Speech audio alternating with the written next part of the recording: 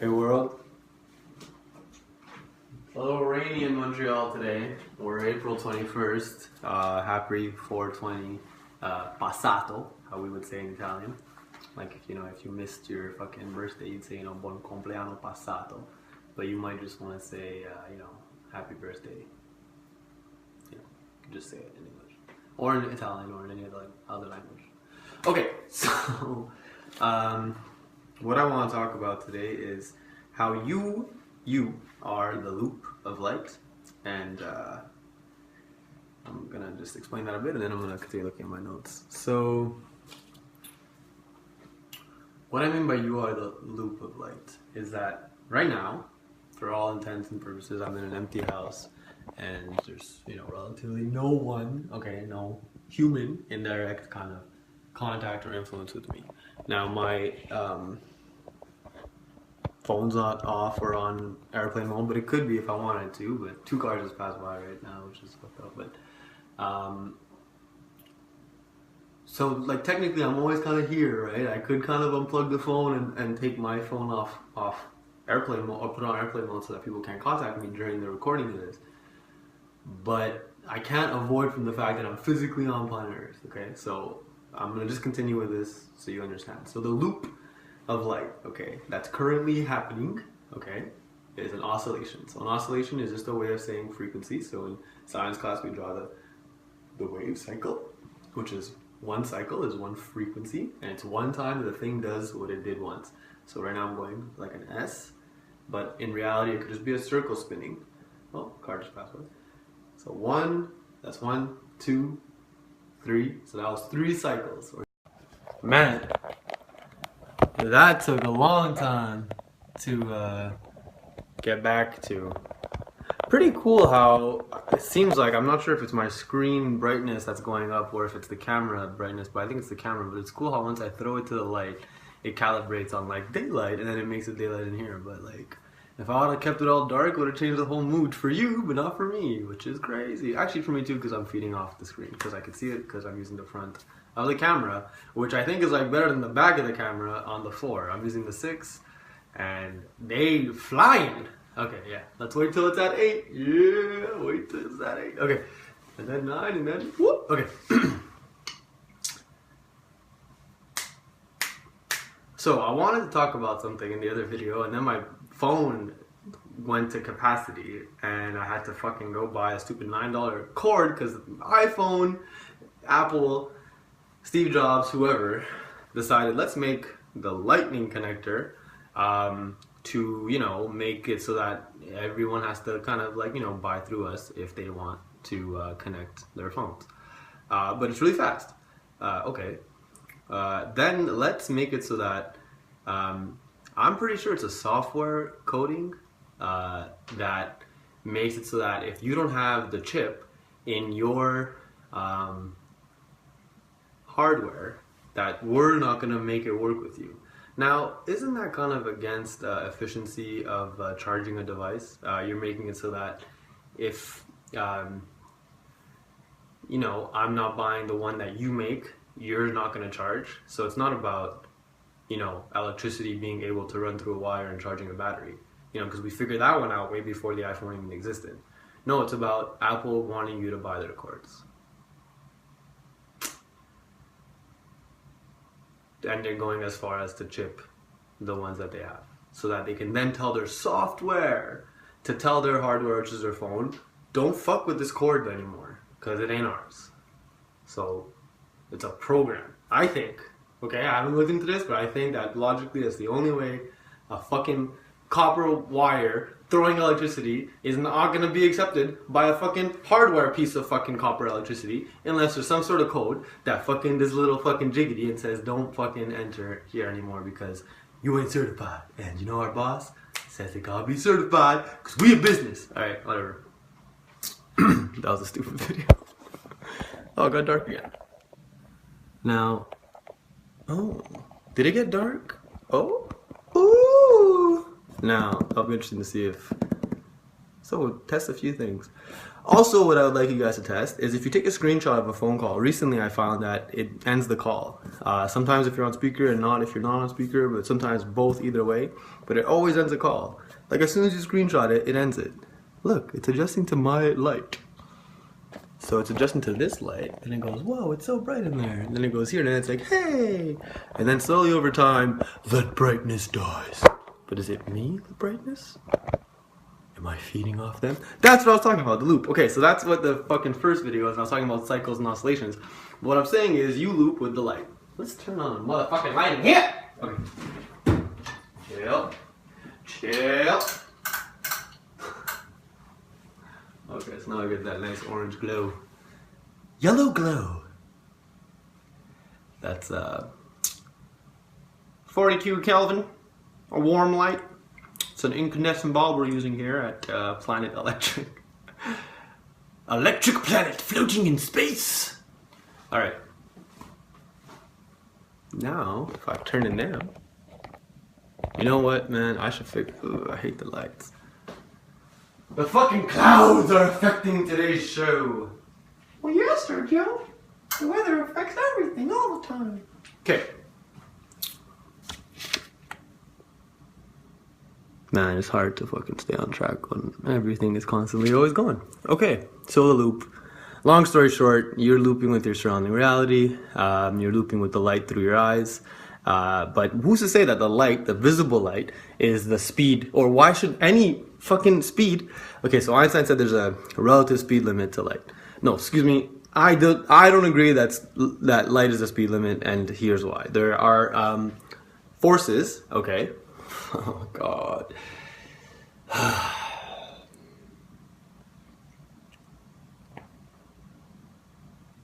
My brain is too full. Trying to make it too slow, too good, too short. Alright.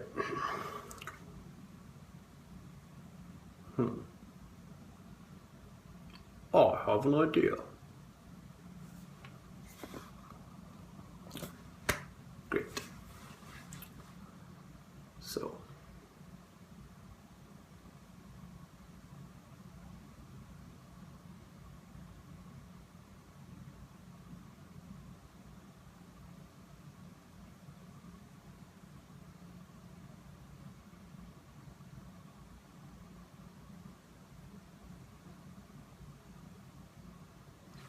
One problem I personally have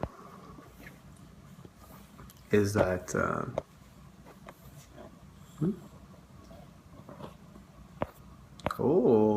ooh, ooh, ooh, welcome, Mr.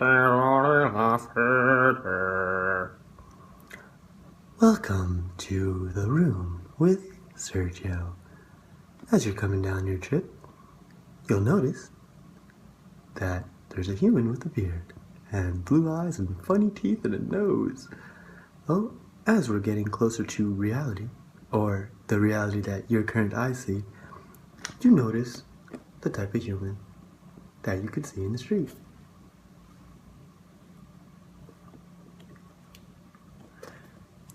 As we continue to go down on the spectrum of brightness, he turns darker and darker still. You maggots. You are banished to the black. No, you're banished to the black hole. That motherfucker stared into a fucking camera for way longer than I could, and he suddenly you thought I wanted to change focus. I was still going down in the brightness. iPhone, you can't keep up with me. I think that's my creepy Dutch guy. Hey, Mike Myers did it first, but they really are fucked up. Okay. From now on, we're Jesus, Sergio. No, I'm sorry, I said Jesus. I meant God. But sorry, Jesus was just a human. God is not. Sergio is just a human. God is not. Sergio is a human that can make things move with his mind. But it's hard for him to be honest with you because he's real and alive. Okay.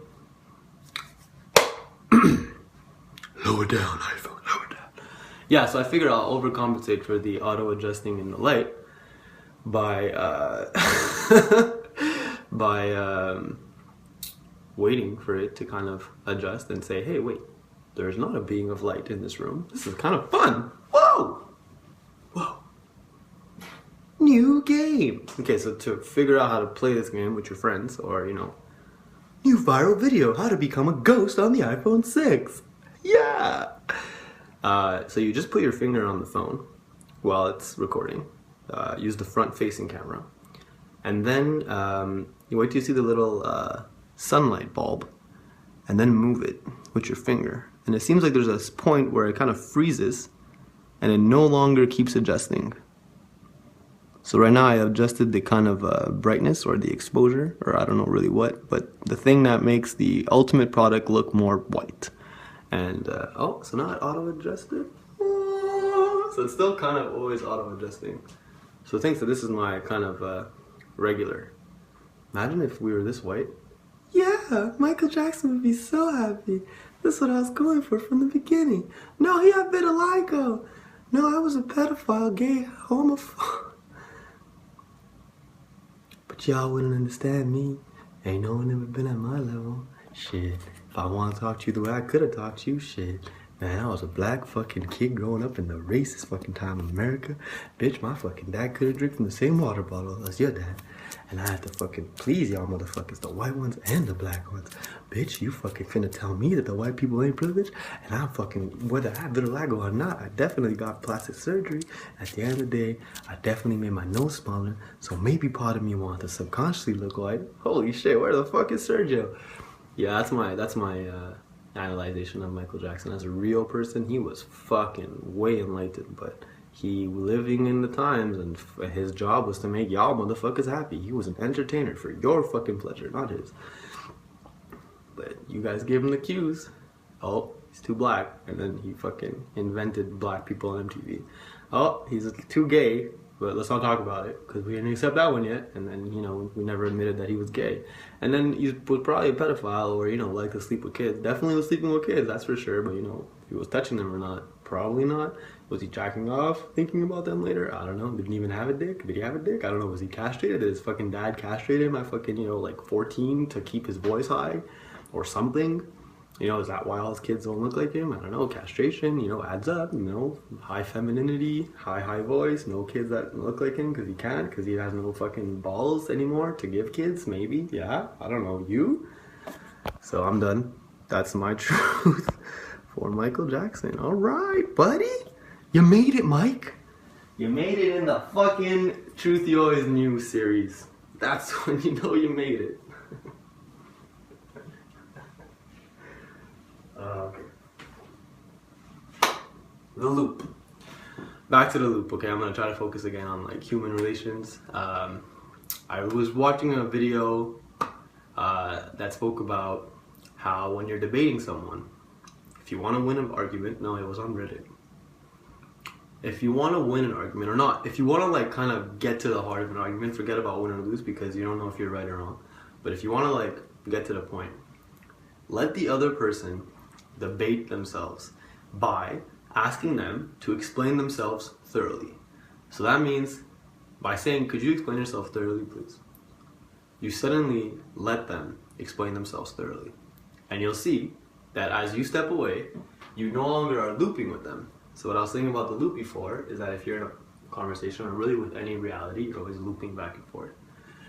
With another person, okay, while they're talking, I can interrupt, I can do little tactics, I can manipulate, everyone could do that. Or really good ones could do it really well, and you don't even know. But if you let them, and everyone just lets them talk, then they're suddenly only looping with themselves. And so the words that they say can no longer, they can no longer hide from them. So this is what ends up happening. So if you ask someone a tough question, they're gonna maybe, if they're against you in it, they might position themselves in a way to make you loop back to like your truth, what they think your truth is. But if you ask them, and they don't know your stance, and they don't need to know your stance, it's not about you against them, you'll see that they are, while they're talking, or while they're kind of even thinking, gonna be doing this in their own head. which is this is actually what's happening. So a high frequency oscillation person's thing is doing this really fast. So Tesla was making the actual Earth or actual beams in the Earth do this really fast to gain energy because you're using gravity and fucking energy that's readily available. Tesla said that there's electric energy readily available everywhere. He didn't even explain it with gravity, but I think that he meant that he didn't understand. Oh, he didn't care to explain. I'm not going to say Tesla didn't understand because he was the most enlightened person that has ever graced this earth. More than Jesus, more than Muhammad, more than Buddha. Bitch, Jesus ain't invent shit. But you know, fuck. A lot of people believe in him. You know, think about him every fucking day and Sunday and fucking... They ain't even taught about Tesla in school. Yo, what the fuck, man? Okay. So, oscillations, thoughts, loops, right. So this is a physical thing that's really happening when you think. I can't explain or show how, but there's definitely something that's doing that in your sphere of focus. I think it's related to your eyes, taking it in. It's related to your actual sphere of focus. So right now I'm doing this with my hands, and so this is becoming my sphere of focus, but I'm also throwing this on a computer, which is going to be in my hands. Then I'm going to be loaded up to like another computer where I can go direct from the app and upload it, and then it's going to be on a storage of Google, and which is YouTube is owned by Google, and then Google is going to have this copied automatically to many other servers, and then every time you watch it from wherever you are on this globe, it's going to fucking pull from the closest server to make it nice and fast, and then you get the bits that are this. So this is another episode, okay? So we're going to end Scientific Enlightenment 15 about the loops, that is you. And I didn't finish my notes, but it said, if you let someone explain thoroughly the debate themselves, and you enter the truth resonating kind of inside one person alone. So you're ultimately only your environment, ultimately only going to be resonating with yourself. You're born into this, we didn't make it, so you know, you're kind of free. You came in free and full of love. You will also leave full and free and full of love. So whether or not you live it free and full of love is up to you. No one else. Okay, equation. Resonating in two or more is good for growing. Right, this is what I was thinking about work. Or how, you know, Steve Jobs says, like, together we are more than the sum of our parts. That, in a sense, means that if you get a lot of minds in the room together at a company or something, and you make them kind of, or you don't have to make them, if they actually want to grow the idea, the business themselves, together there will be a new product relative to them alone. Meaning, like, my friend Bob and my friend James alone in two rooms, never talking to each other, will come up with, like, you know, Bob's idea and James' idea. But if put them together, they'll come up with an idea that is unique to Bob and James together, and it'll be better than Bob's idea alone and James's idea alone. And so if you increase that multiple, it means that if we don't have reason not to, kind of thing, will grow. But in the same thing, if you pin them against each other, meaning Bob against James, to see which one's going to jail or whatever, they're going to each defend their own thing, and they won't get to something that they would get to better alone. So what that means is that there's a certain point where if you kind of want to find peace, start internally first, meaning you don't need someone else's external validation of peace, because that's world peace. But if you want inner peace, then you can do it yourself. And if you reach it all the way, I would think that you become Jesus or Buddha or Muhammad. But remember that these were just humans that came out of vaginas, just like you. So we're in it. It's not us. It's the universe, if you want to say life. Okay? There's life, living things, right? There's humans, Jesus, Muhammad, Buddha, Gandhi, every enlightened, right? And then Sergio, I think he's up there. And then trees, okay? Mushrooms, weed, grass. Squirrels, okay, so all living things on planet Earth, then all living things like on all other planets, then the universe that like created life, or that is like, you know, life is fucking with. So like, hey, what are the stars doing? Hey, whatever. So, you know, so enlightened planetary species like Zygon F on, you know, like a planet that we don't even ever know existed, they're maybe way ahead of us, and so I'm just trying to get us to whatever they're at. Okay, so those guys. What about them? Way ahead of me, and I wouldn't know. But I think that black holes, I think that we're at 4 levels. No, sorry, we haven't reached level 2 yet. I think that since like the beginning of life on Earth, it's always been like an individualistic mindset, but like an acknowledgement of other life, but always like an egotistical / kind of like, I gotta focus on this thing, this cell, this plant, this human, this squirrel, this, you know, whatever, like the squirrel thinks it's itself, it's got to focus on itself, but it knows that other squirrels are its boys, and it knows that other life, like the trees and the cat and the whatever, are kind of its boys too. So all life kind of knows that life, but life in general on our planet has not kind of admitted that, hey, it's just us, you know, it doesn't matter which one you're in, if you're in the human, the squirrel, the plant, it's just us. We haven't admitted that yet, unfortunately, because it changes the level. So the level changing means that the current level rules, done, you know, level 2 now, new level, new level. So that would change the current power structure of the current world today, and literally it's coming no matter what. So the coming no matter what thing, you can see it in the past, you know. A lot of things used to be illegal, like slavery was legal. That was wrong. Black people couldn't vote. That was wrong. Gay people couldn't get married. That was wrong. These things faced oppression and, you know, pushback, saying that's never gonna happen. And then, you know, people said, you know, you're fucking crazy. You know, I'm gay, or I'm black, and or I'm a woman, and I should vote. And these are, you know, human rights. And then, you know, they're like, I don't know. And then slowly, hey, yeah. And then I find it's going faster now with like the internet. Let's say Instagram, for example, is gonna ban. Oops. Okay, it's gonna be the first time that the iPhone, like I'm looking, it's like the back camera. So two things, I can't monitor myself, and secondly, anyone outside could kind of fully see that I'm recording if they pass by, but no one's here.